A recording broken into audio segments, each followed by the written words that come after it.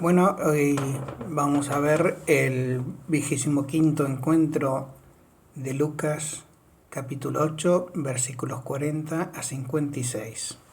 El tema es la enfermedad y la muerte, la hemorroísa y la hija de Jairo. Nos preguntábamos, ¿por qué levantaría expectativas el Señor a su paso? ¿Qué significa la cura de la hemorroísa? ¿Qué hizo Jesús para esto? ¿Creía Jairo en Jesús como Mesías o como curandero?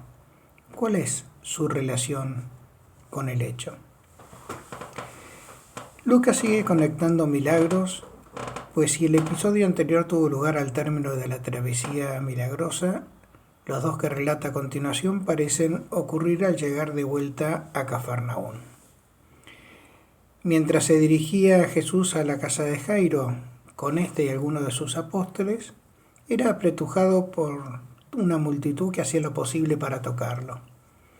Y se acercó, mezclada entre todos, una mujer hemorroísa, es decir, una mujer que padecía flujos de sangre, que en tiempos de Cristo esta enfermedad no solo tenía una cuota dolorosa, sino también vergonzosa, porque la mujer era considerada mujer impura. Ignoramos cuáles serían los tortuosos procedimientos a los que había sido sometida esta mujer, posiblemente algunos muy cercanos al curanderismo, más que a la auténtica medicina. Y el motivo por el cual la mujer no se presenta públicamente a Jesús para pedirle su curación o simplemente no se anima a tocarlo abiertamente como hacían todos los que lo apretujaban, sería tal vez la vergüenza que su enfermedad le causaba y probablemente debido a la impureza ritual que su enfermedad representa. Ella debía saber que a causa de la impureza legal volvía impuro a cuantos tocara. Pero lo cierto es que esta mujer tenía fe en el poder sanador de Jesús y pensaba que podría curarse con solo tocar furtivamente el manto del Señor, escondidas incluso del mismo Jesús. De hecho, toca el manto. Así lo hizo y quedó efectivamente curada en el acto. Ella sintió su curación en el mismo momento, pero Jesús también se sintió curador. Por eso se da vuelta preguntando, ¿quién me ha tocado? Imaginémonos a Jesús mirando a todos, mirando los rostros y a través de ellos los corazones de cada uno de los que estaban cerca y rodeándolo. ¿Quién me ha tocado? Todos, por supuesto, medio asustados, lo negaban. Todos los que estaban allí a su alrededor, ya que la mujer se había retirado un poco, no bien le había logrado su objetivo, ser curada. Y Lucas la presenta a continuación acercándose a Jesús. Pedro hace notar a Jesús que no tiene sentido la pregunta porque todos lo apretujan, todos los que negaban haberlo tocado, todos. El temor de haber hecho algo irreverente los hacía negar lo que la mayoría había hecho con toda deliberación. Pero Jesús se refería no a cualquier toque, sino a uno muy especial, capaz de sacar de él una fuerza milagrosa. He sentido una energía saliendo de mí. Pedro usa dos expresiones para describir el cuadro. Te rodean y te oprimen. Pero Jesús solo quiere saber quién ha ejercido otro tipo de contacto al ser tocado. La mujer solo ha rozado el manto del Señor. Los demás lo oprimen. Ella lo toca, nos va a decir San Agustín. Todos lo han estrujado, manoseado, pero sin obtener nada de él porque ponían sus esperanzas en el contacto físico de Jesús. La mujer solo lo acaricia físicamente, pero llegó hasta lo más profundo de Jesús con su fe. No debemos sorprendernos que toquemos tanto a Dios sin obtener nada a cambio. No es el ímpetu físico de nuestros gestos, sino el alma que los impulsa, la fe, lo que toca verdaderamente a Dios. La mujer, sabiendo que se refería a ella, se acerca temblorosa y aterrorizada y confiesa delante de todos que ella lo había tocado y la razón por lo que había hecho y el efecto que tuvo. Tuvo pues al confesar, también ante todos, la enfermedad que lo humillaba y el portento del que había sido objeto en su curación. ¿Lo hizo Jesús solo para obtener una manifestación de fe? De hecho, ella obtiene de Jesús un milagro a partir de una actitud muy diversa, sino opuesta a la de Jairo. Este pide a Jesús que vaya a ver a su hija, que entre a su casa. Quizá pensaba en la curación que dependía de Jesús, que Jesús pusiese toda su voluntad para querer sanarla, tal vez tocándola, imponiéndole las manos.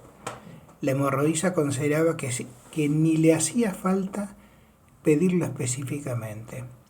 Pensaba que había en Jesús una fuerza benéfica milagrosa puesta a disposición de todos y una voluntad general de hacer el bien a quien realmente lo necesita. Ella tenía más razón que Jairo, aunque él no estuviese equivocado del todo. Pero quizás Jesús pone de manifiesto aquí que para hacernos dignos de un milagro de Cristo hay que tener disposición a dar testimonio de Él. Lo que implica que muchas veces es humillarse para contar miserias ocultas. No hay dificultad en decir que todos éramos ciegos, paralíticos, para que Jesús nos haya curado. Pero no es lo mismo decir que se padecía una enfermedad humillante y ritualmente impura, como en este caso. Y mucho más difícil cuando se trata de enfermedades morales que esclavizan por los vicios deshonrosos o falta de fe o lacras del alma.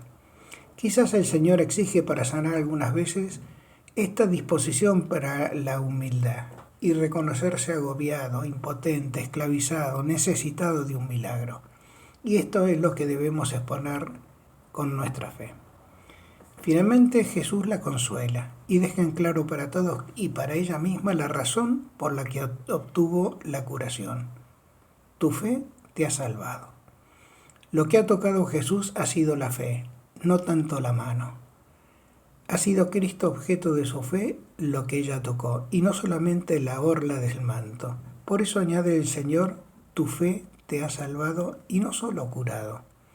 Jesús alude a un efecto más profundo del milagro obrado por Dios en la hemorroísa. La ha llevado a mayor amor a Dios, amor que nace de la gratitud, de la constatación personal, de la compasión divina. Por eso la alienta a que se vaya en paz. El milagro de la hemorroísa tuvo lugar mientras Jesús se dirigía a lo de Jairo. Jairo era el jefe de la sinagoga de Cafarnaún y tenía una hija que estaba gravemente enferma, posiblemente agonizando. Una hija de 12 años, época que pasaba de la niñez a la adolescencia, que era ya una mujer casadera y continuador de una familia. Él consideraba que Jesús necesitaba entrar en su casa para salvarla. Era pues una fe inferior a la del administrador romano del mismo pueblo, quien había pedido a Jesús por un sirviente enfermo y le dijo que no era digno que entrara en su casa para que se obrase el milagro de la sanación. Jesús no corrige la deficiencia de Jairo, sino que sencillamente se pone en camino demorándose a causa de la hemorroísa. Y mientras esto sucedía, llega la gente de la Jairo diciéndole, no molestes ya al maestro, tu hija murió. ¿Puede ser esto un reproche a Jesús? Que pese a la urgencia del caso se ha demorado con la hemorroísa dejando morir a la niña. Jesús, que oye esta conversación, alenta a Jairo a que no temiese, que tuviese la fe, pues esto salvaría a su hija. Es probable que Jesús haya querido estimular la fe de Jairo, haciendo ante sus ojos un milagro con la hemorroísa, ya que la fe de los desesperados suele estar más motivada por la angustia que los auténticos motivos de la fe. Jairo sale a buscar a Jesús porque oye su fama de hacedor de milagros. Pero ¿no habría hecho quizá otro tanto si hubiese por ahí cerca un curandero cualquiera, un mago, un predicador ambulante al que gente le eh, atribuía hechos portentosos? Lo cierto es que Jesús quiso de hecho que Jairo viera un milagro verdadero, uno realizado incluso sin que Jesús tuviese ninguna intervención. Quiso, en pocas palabras, que viera que Dios hasta se le pueden robar milagros a escondidas con tal de tener una fe muy grande en Él. Jesús quería esa fe en Jairo para hacerle el enorme prodigio que había reservado su familia. Al llegar a la casa, encuentra con el espectáculo de las plañideras, las mujeres que lloraban, que lamentaban su muerte, los que le recriminaban a Jesús que no hubiese ido antes. Y a resulta de todo esto, Jesús dice que la niña no ha muerto, sino que duerme. Y como resulta evidente, los que sí han visto la muerte de la niña se burlan de él. Pero la criatura pero ante la criatura Jesús se limita a un gesto muy sencillo. La toma de la mano y le dice: niña, levántate. Y a la voz imperativa de Cristo, dicha con toda su autoridad personal, no rezándole a Dios para que altere el curso natural de la muerte, sino como Dios mismo, Señor de vida y muerte, ésta vuelve a la vida. Y la niña se levantó, dice el texto. Y acá, un paso más. Jesús manda a la madre o a la familia que le dieran de comer. Y este súbito apetito de la joven significa que Jesús la devolvía completamente sana. Al mismo tiempo era un acto muy importante para la madre, a quien acaba de la parálisis de su dolor, de su tristeza, y la devuelve con una alegría. ¿Habrá guardado Jairo silencio y su casa cerca de esto? No lo sabemos. Imaginémoslo. Bueno, espero que esto les sirva también para ampliar su meditación sobre este texto. Un abrazo.